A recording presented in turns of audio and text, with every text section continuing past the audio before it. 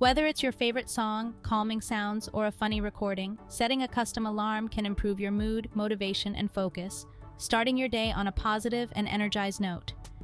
Here's how you do it on your Galaxy device. Pull up the app drawer, look for the clock app, and then tap on it once found. When the clock app opens, tap Alarm at the bottom of the screen. This will display all your alarms, if any. Tap the plus sign to create a new alarm. Now set the alarm time and date, then enter an alarm name. And just below the alarm name, you'll see the option that says Alarm Sound. Tap on it.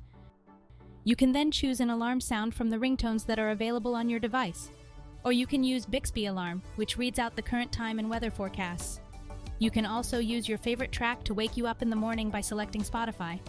And that's how you use a custom alarm sound on your Galaxy phone. We hope this guide can help you. Thanks for watching.